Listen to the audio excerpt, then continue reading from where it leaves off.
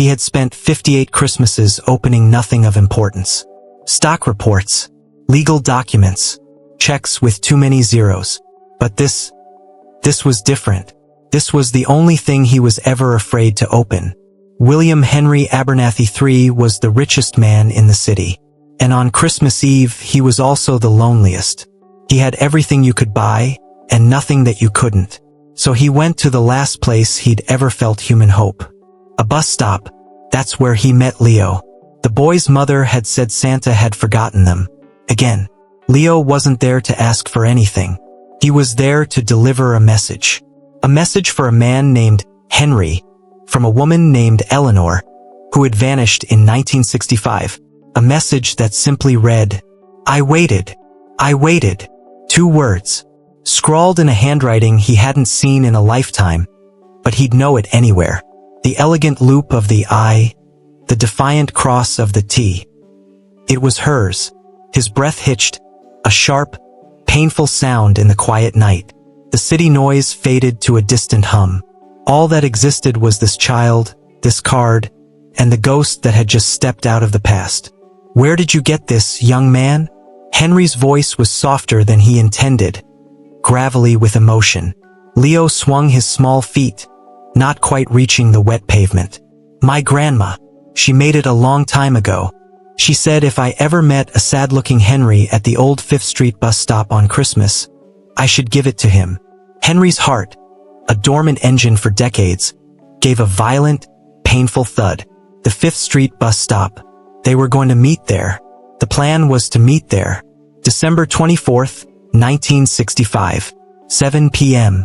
He had waited that night, from 6:45 until the last bus groaned away at 11:30. The cold had seeped through his good wool coat. Each set of headlights had been a fresh hope, cruelly extinguished. She never came. No call, no letter, nothing. For weeks, he'd haunted their usual spots, the record store, the library steps, the little park with the broken fountain. Eleanor Moore had vanished from the face of the earth, and with her, the best part of William Henry Abernathy III. "This is her," Leo said, his small voice cutting through the memory. The photograph was in color, faded to pastels. It showed an older woman, perhaps in her 70s, with kind eyes and a smile that, even aged, held the same luminous quality. She was standing in a modest garden, holding a basket of vegetables. But it was her. Unmistakably. Eleanor. Alive.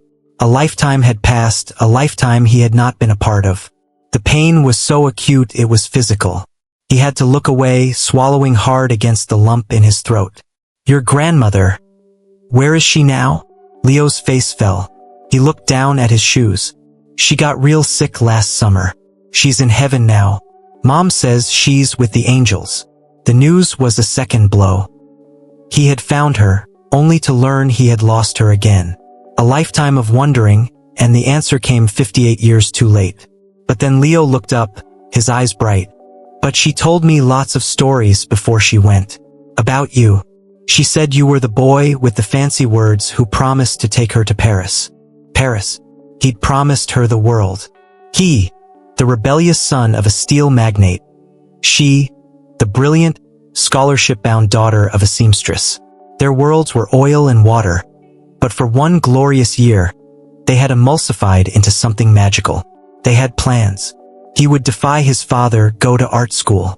She would become a teacher. They would save up, buy 2 tickets on a steamship, and start a life where the name Abernathy didn't cast a shadow. The bus stop was their rendezvous point for the escape. He was to bring what little money he had saved. She was to bring her courage. He'd brought both. She hadn't come. "Come," Henry said, his voice firm. "You're freezing." He gestured towards his town car, idling discreetly half a block away, the driver watching with professional curiosity. Leo's eyes widened. "I can't, mister. Mom says not to get in cars with strangers." A ghost of a smile touched Henry's lips. "Quite right. But I am not a stranger to your grandmother. And you are now the most important historian in the world to me. I propose a treaty. We will go somewhere warm and public. You will tell me every story Eleanor ever told you about me. And in return, I will ensure that Santa's delay to your house is permanently corrected.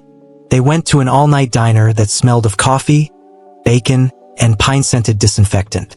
Henry ordered 2 hot chocolates with extra marshmallows. And there, under the fluorescent lights, surrounded by the quiet chatter of night shift workers and lost souls, the story of his own life, the version he never knew, began to unfold through the innocent, unfiltered narration of a 7-year-old boy. She said you met by the poetry books, Leo said, slurping his drink. You were pretending to read, but you were really looking at her. She said you talked for so long the librarian shushed you 3 times. She said you took her to a dance, and you were a bad dancer but you didn't care. She said your dad was a mean man who said she wasn't good enough. As Leo spoke, Henry was transported. He could smell the ink of the mimeograph machine in the student newspaper office where Eleanor worked. He could feel the gritty sugar of the penny candies they shared. He could hear the specific scratch of the Billie Holiday record they played in her friend's basement apartment. Leo's stories were vivid, detailed. Eleanor had remembered everything, but Leo's stories skipped the end. Henry had to know. Gently, he guided the boy. Did she ever say why she didn't meet me that night? Leo's cheerful expression dimmed. He played with his spoon. She said there was a bad accident.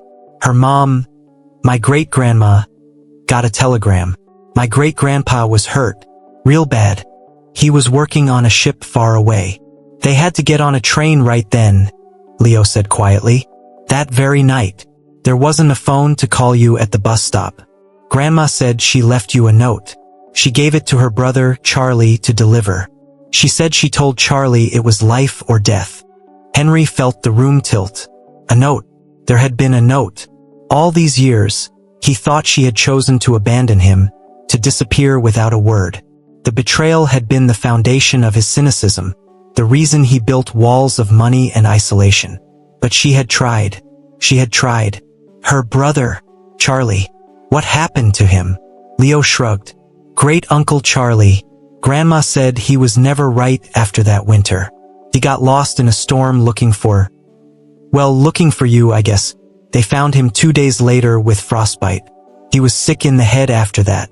Could never deliver messages right. He had to see. He had to know where she had lived, where she had kept his memory alive for a lifetime. The car stopped in front of a small, neatly kept but undeniably poor house.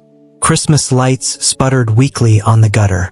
A tired-looking woman in her 30s rushed out the door, her face a mask of fear, shouting Leo's name. My most profound apologies, madam. Henry began, his voice thick. My name is Henry Abernathy.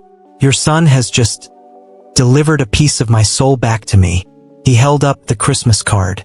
Sarah's eyes went from the card to Henry's face, and recognition dawned. Not of him, but of the stories her mother must have told.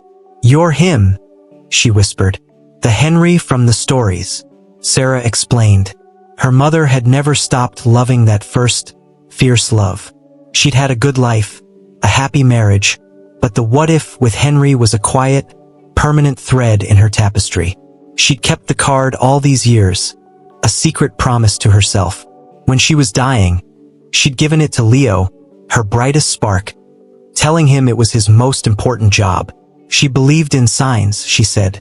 She believed if it was meant to be, Leo would find him.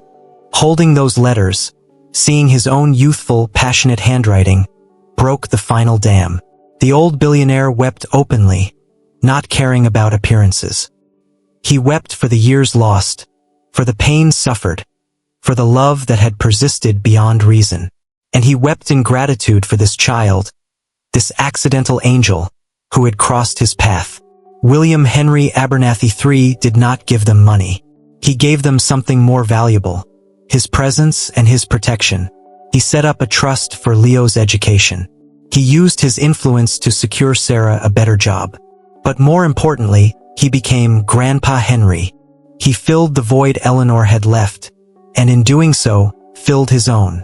He finally wrote her back. He told her about the man he became, and the man her grandson was helping him unbecome. He told her he understood. He told her thank you for waiting, in her heart, all those years. and he told her that, in a way, they finally made it. Because love that is remembered, love that inspires kindness across generations, is a journey more profound than any voyage to Paris.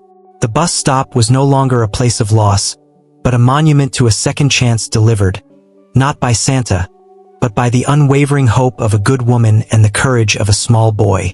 Sometimes the greatest gifts are not the ones we find under the tree, but the ones we carry for a lifetime, waiting for the right person to finally receive them. Look around you this season. You never know who might be holding a message for you, or who might be waiting for one from you. Henry never sent that letter to the grave. He kept it. Some conversations, he realized, are meant to be held in the heart, not the ground. The act of writing it, of finally speaking his piece across the chasm of years, was the release. He told Eleanor about the board meetings that felt hollow, the deals that felt like games, the silence of his homes that had echoed for decades. He told her about Leo's first soccer game, where he, Henry Abernathy, had cheered himself hoarse like any other grandfather. He told her about Sarah's promotion, and the pride he felt that had nothing to do with his influence, and everything to do with her grit. The boy's question was profound. What had he wished for? For 58 years, if he was honest, he had wished to forget, to numb the ache of her absence. But that night, sitting on that cold bench, his wish had been simpler, more desperate. For the pain to mean something. For the story to have an ending, even a tragic one. He had gotten more. He had gotten a new beginning. The moral of this story isn't about romance, or fate, or even Christmas miracles. It's about memory as a form of love. Eleanor kept Henry alive in her heart, and in her stories. That love, though unspoken to him, became a tangible force that shaped her kindness, her spirit, and ultimately, the grandson she raised. That love was a seed, dormant for decades, that finally broke through the frozen ground of Henry's life when Leo, its living blossom, appeared. It's about the bridges that can be built between the bookends of a life, the old and the young. The old hold the stories, the memories, the context. The young hold the questions, the energy, the future. When they meet in kindness, magic happens. The past is healed, and the future is guided. And finally, it's about the true nature of poverty and wealth. Henry was a billionaire living in profound poverty of connection. Leo's family was poor in resources, but rich in the love and loyalty that had safeguarded a promise for 58 years. The exchange that night wasn't between rich and poor. It was between two impoverished souls, one lacking family, the other lacking means, who traded the only real currency that matters, human attention and a piece of a shared truth. So, as you move through your days, remember the power of your story and the importance of listening to others. You might be holding someone's unanswered letter, or you might be the unexpected messenger, the bridge between a yesterday of pain and a tomorrow of peace. Be kind, be curious, and never, ever underestimate the world-changing power of a child's honesty, or an old man's capacity to change when love finally finds a way back in.